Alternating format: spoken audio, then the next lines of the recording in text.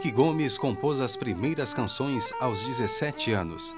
O guitarrista, baterista e violonista, consagrado com a peça musical Tangos e Tragédias, em que interpretou o inesquecível Crau no Sangue, é também o criador do premiado Teatro do Disco Solar, nos anos 90. Na mesma década, realizou concertos com a Banda Municipal de Porto Alegre e em diversas orquestras como solista. Transformou-se então no personagem Laszlo, o Homem-Banda. Os serviços culturais prestados à comunidade lhe garantiram a honra da medalha Cidade de Porto Alegre. Em 2012, o artista de indiscutível talento recebeu o prêmio Açorianos pelo espetáculo Tantango. Um ano depois, o longa de animação Até que a Esbórnia nos Separe, baseado em tangos e tragédias, eternizou no cinema brasileiro os personagens criados por ele e Nico Nikolaevski. Estudei em Passo Fundo, Giruá. A minha infância toda eu passei indo para Uruguaiana, porque os meus avós moravam em Uruguaiana. Então a gente ia de trem para Uruguaiana, que já era uma coisa legal ir de trem, né? Uma viagem longa. E a paisagem, né? O Pampa, os verões lá, que eram muito quentes, né? E o Rio Uruguai, onde tomei meus primeiros banhos lá. O meu avô morava perto, bem pertinho do rio, na beira do rio, assim. E tinha até um sapo de estimação lá, que o nome do sapo era Atende, porque eu queria ver o sapo, coisa, e a minha avó dizia, atende, Dirceu, atende, meu avô era Dirceu. E aí eu comecei a chamar o sapo de Atende, e aquele sapo também faz parte da minha história de Uruguaiana. Meu pai, que trabalhava na Caixa, foi transferido para Giruá, que é outra região, norte do estado, né? E noroeste do estado, e perto de Santa Rosa e Santo Ângelo. Também ali eu vivi uma fase muito feliz, porque as crianças aproveitam muito essas cidades do interior, que são menos perigosas. Simplesmente o pátio da casa é a cidade inteira, né? Quer dizer, tu anda 3, 4 quadras para lá, 4 quadras para cá, tu já está na natureza mesmo, né? Ou já está no meio das plantações. Né? Então foi uma coisa muito bacana, aquela paisagem da década de 70, no início de 70, no noroeste do estado, onde estava tudo plantado, o trigo batia, e aquele vento que batia no trigo, assim, aquelas ondas que faz, né? É muito bonito. E depois a gente brincava também naquelas montanhas de grãos. É uma lembrança bacana, assim, que eu tenho, de abundância. Em Giruá, por exemplo, o meu pai, que era jogador de futebol, ele deixou de jogar futebol e foi para a Caixa. Ele jogava no Grêmio, né? Quando eu nasci, ele era volante do Grêmio. Então, ele era muito conhecido por ser jogador, né? E lá, o Colégio das Freiras, onde eu estudava, pediu para ele lecionar Educação Física. Então, ele foi lecionar Educação Física. Então, antes de ir para a Caixa, ele ia para a escola e dava uma aula. Chegou perto de 7 de setembro, a gente começou a ensaiar, né, para desfilar. Então, ele achou lá os instrumentos que tinha da banda da escola, e aí ele ficou encarregado de ensaiar a banda. E eram 12 elementos, uma bandinha bem pequenininha. Aí nós saímos um dia para ensaiar e veio a banda do ginásio estadual, que era uma super banda com 6 fuzileiros na frente. E a nossa bandinha dispersou para ver a outra banda passar. E ele ficou puto da cara, que nós dispersamos. Pegou, e como ele era gerente da Caixa, lá em Giruá, ele ofereceu um empréstimo para o colégio para comprar uma super banda. Comprou uma puta de uma banda para o colégio. E eu virei taroleano mor, né, naquela. Nessa época foi que eu tinha um jogo de futebol planejado, e ele um dia me falou, não, hoje tu não vai no jogo porque o professor de violão vem aí. Eu digo, porra, como assim, cara? Eu tenho jogo marcado. Os caras estão me esperando, um compromisso sério, porque eu vou ser jogador. Claro, né? Eu queria ser jogador de futebol também. Aí ele disse, não, senhor, E ele treinava também, ele treinava time de criança. E ele, não, senhor, hoje o professor vem aí. E aí eu digo, bom na verdade ele viu, enquanto ele treinava os times de criança, viu que eu não dava para coisa, né? Aí foi a primeira aula que eu tive, já fiquei, achei o máximo, fiquei a noite inteira tentando trocar os acordes, coisas, aí dali... Então, depois da minha aula, tinha uma rodinha de samba com o professor sempre. Daí começou os saraus, e ele é que chamava os saraus em casa. Na minha casa tinha saraus, então, assim, se tivesse 3 vezes por semana, era normal. Pelo menos uma vez por semana tinha, e sempre tinha gente em casa tocando. E ele que capitaneava o negócio. Ele tocava percussão, me ensinou a bater samba assim na mesa, sabe? Ó, é assim que se bate samba, ó.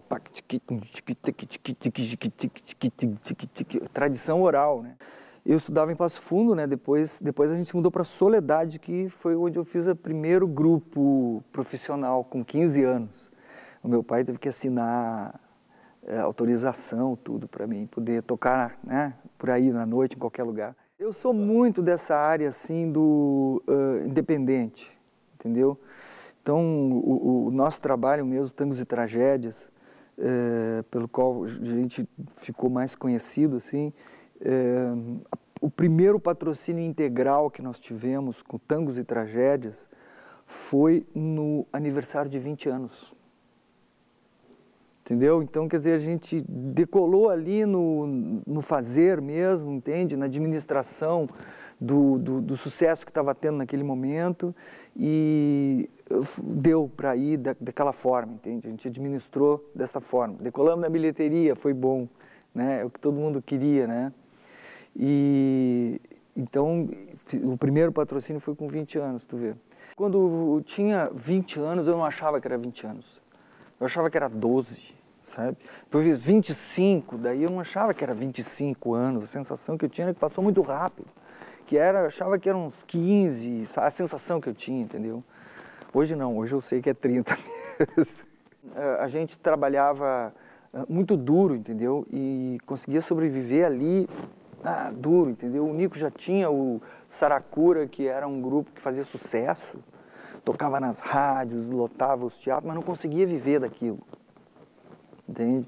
E eu também tinha outras experiências, eu tinha uma outra dupla com o Sabrito, Wilson Sabrito, que tocava acordeon também em algumas músicas, e outras coisas, e a gente fazia shows, coisa e tal, mas era um ambiente difícil, porque era 84, entende? Era assim, hoje as pessoas falam de crise, quem fala de crise hoje não sabe o que era aquela crise de 84, com o overnight, aquela coisa, inflação galopante de 80% ao mês.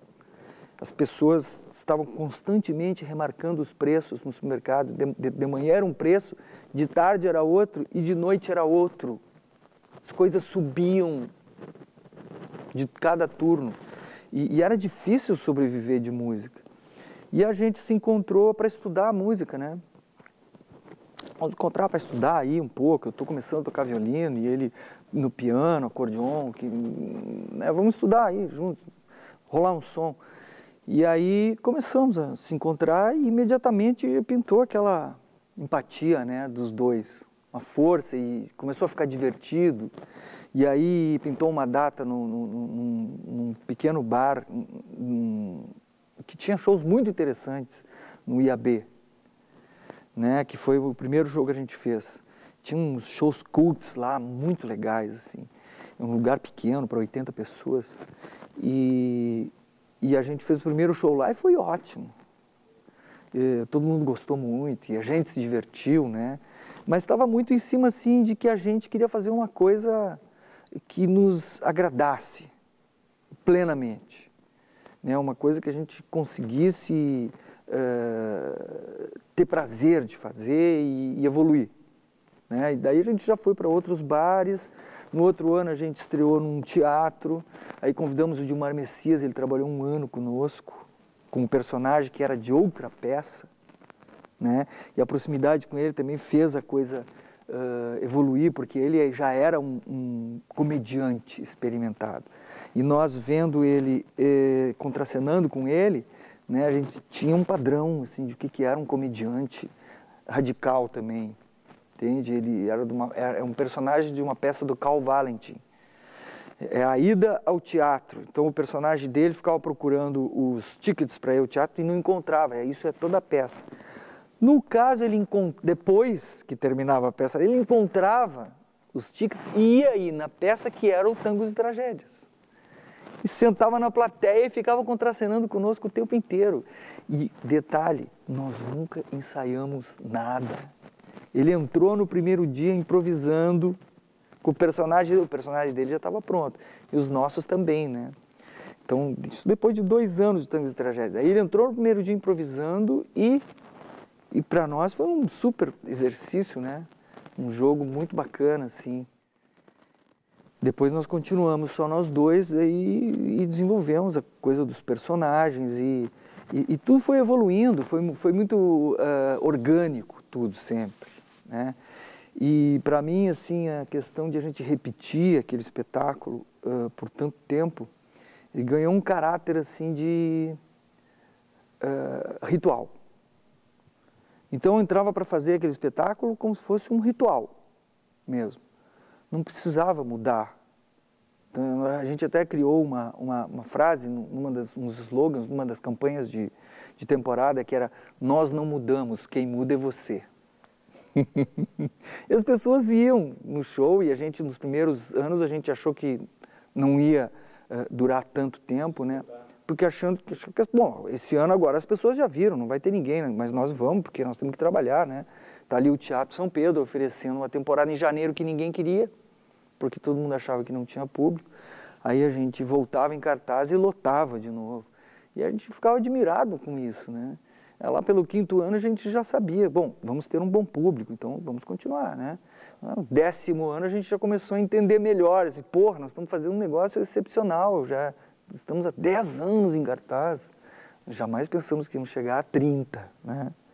Quando a gente fez os 20 anos, então, foi que nós gravamos o DVD na frente do Teatro São Pedro, para um público na rua, assim, onde tinha 20 mil pessoas.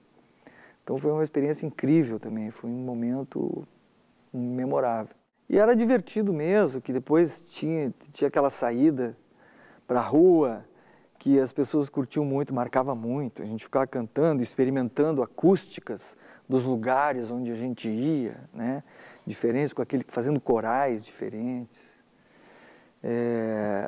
Outra vez a gente foi para a Argentina e saímos para a rua também, né, no festival, e trancou aquela rua, Avenida Corrientes, trancou aquela rua, públicos e tal, e aí a gente viu os argentinos falando: estes brasileiros, tudo acaba em carnaval. Que não tinha nada a ver com carnaval, Tangos e Tragédias, mas a alegria que a coisa propunha, né, e a festa, né, era uma coisa muito brasileira, porque não é isso aí. Tá nas pessoas, né? As pessoas acompanhavam, a gente propunha aquilo e as pessoas acompanhavam. Era um momento que se quebrava a diferença entre palco e plateia. Tudo era uma celebração.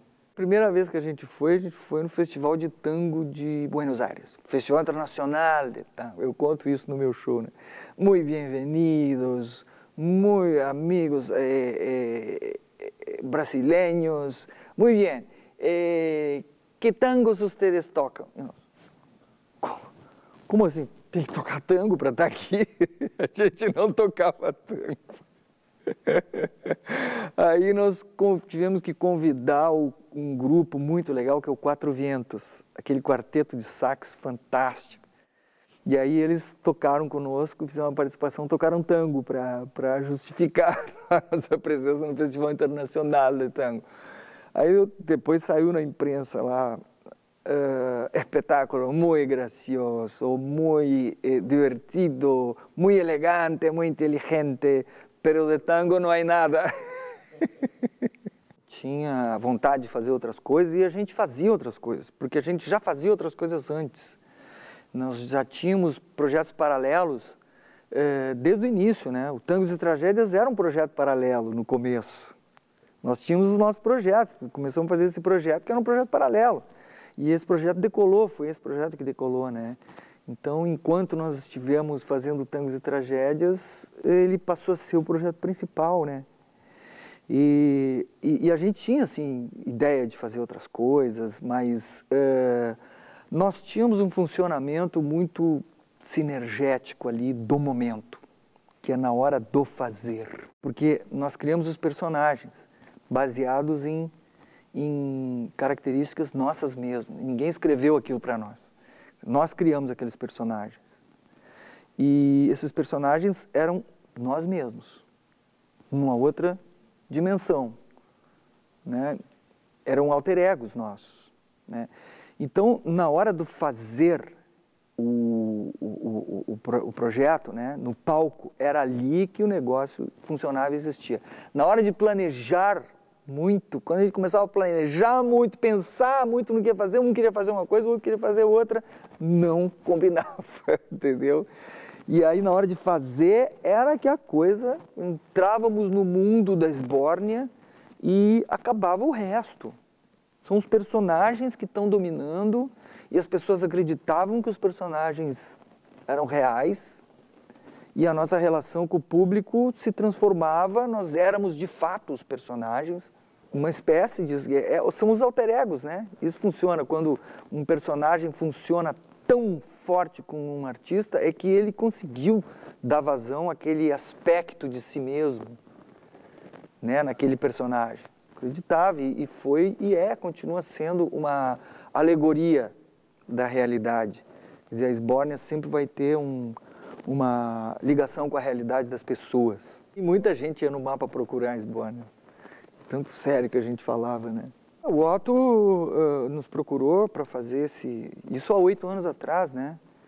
Nos procurou para fazer e a gente achou o máximo. E a gente deu todo a liberdade, né, primeiro, e ao mesmo tempo municiamos a equipe dele com os elementos da nossa história, né? E ele fez outra história totalmente diferente, era uma história que nós não tínhamos contado ainda, quer dizer, nós contávamos a história da esbórnia a partir do dia da Capunga. Foi o dia das explosões que a esbórnia se separou. A partir dali a gente conta, né?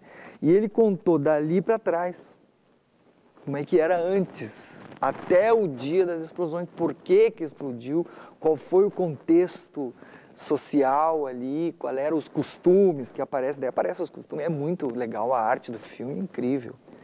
É incrível, uma esbórnia que todo mundo olha e acredita, ah, sim, isso é a esbórnia, claro. Então ele é um clássico, esse filme também, pelo poder artístico assim, que eles conseguiram levar, né, para a tela. E eu acho que na animação brasileira, porque não tem um filme assim brasileiro baseado numa história assim, do show business, né, de animação, com tanta consistência assim como... Agora é um filme diferente do espetáculo, né? Porque o espetáculo ele acaba lá em cima, né? Tem aquela coisa de alegria total. E o final do filme é um final um final mais triste, né? E também juntou tudo isso, a estreia do filme, com a partida do maestro Pletskaya para a esbórnia, né? A gente diz que o maestro Pletskaya foi o primeiro esborniano a encontrar o caminho de volta para casa. Teve aquele momento de tristeza, assim, né, de que o Nico nos deixou, mas deixou essa obra também. E no dia da despedida lá do Nico, a gente chorava e se perguntava assim, poxa vida, esse filme é profético, né? Ou alguém sabia de alguma coisa, ou é muita profecia, porque tem um momento que vem a onda lá e leva o maestro Pletskaya, né? Então, já tinha isso no filme e ninguém sabia de nada, né? Que o Nico estava doente ou que ele estava para nos deixar, coisa assim. E foi muito forte, muito forte. É uma obra de arte como o Tangos e Tragédias mesmo, embora ele não tenha aquele pegada de humor que o Tangos e Tragédias tem, ele tem um reflexo da realidade muito forte. Ele é uma alegoria da realidade muito forte. E também tem muita sincronicidade com as passeatas de rua que houveram no Brasil, porque no filme aparece isso, né? O pessoal quebrando e lá na Esbórnia, uma passeata de rua enorme, coisa. A gente estava planejando muitas coisas assim de 30 anos. Tinha a estreia do filme, que já era uma coisa importante, que a gente estava esperando, sabia que ia estrear. Tinha um DVD que a gente queria fazer, uma compilação de tudo que já foi feito, com convidados que a gente já teve em todo o Brasil, né? Convidados de todo o Brasil que a gente participou dos espetáculos e participaram do nosso espetáculo também.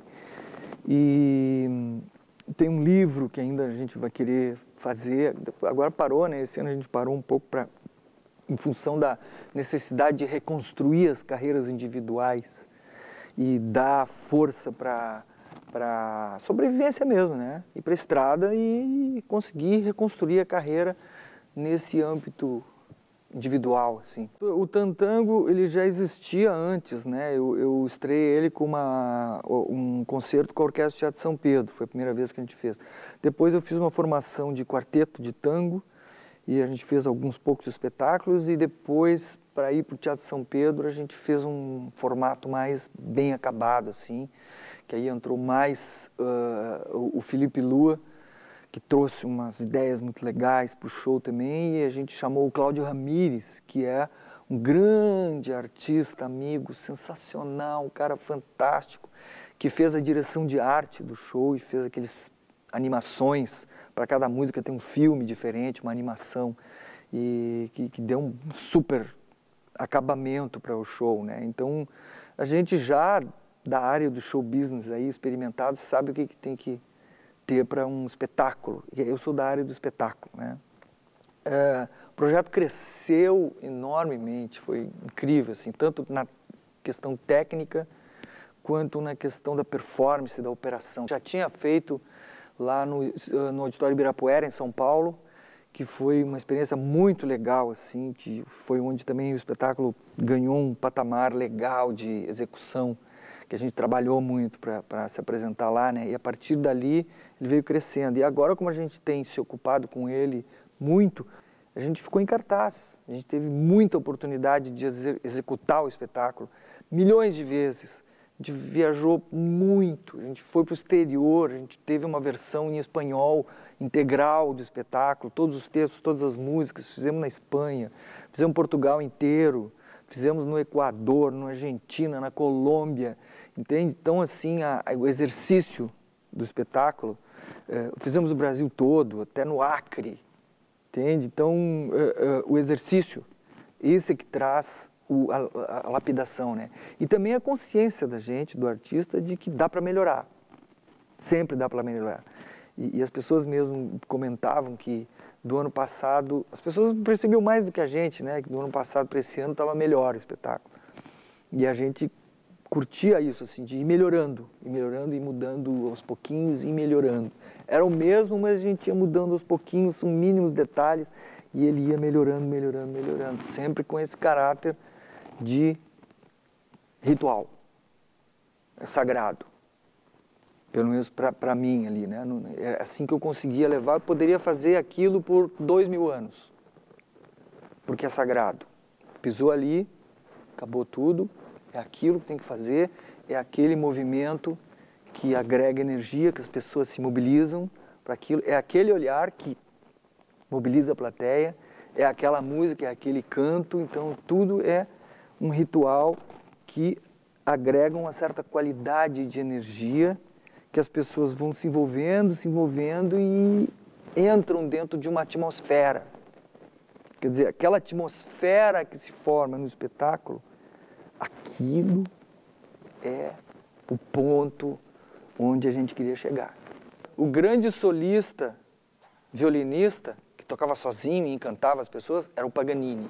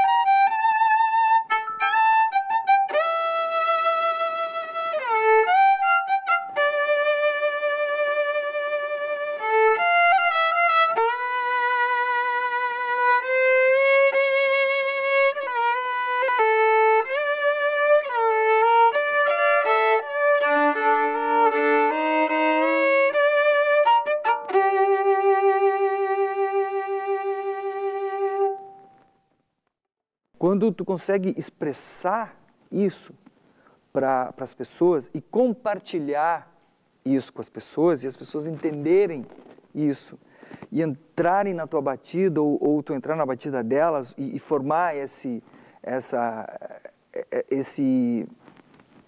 atmosfera, né, de vida, entende? Quer dizer, esse ambiente de vida, essa expectativa de fazer as coisas em forma de trazer o melhor para a vida, né?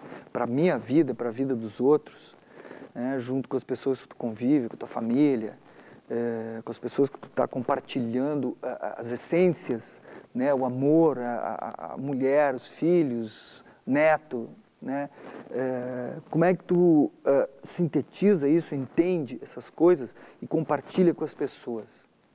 Isso eu acho que é o que faz diferença na minha vida e na vida das pessoas, né, com quem eu estou compartilhando. No caso, estou compartilhando agora com o público.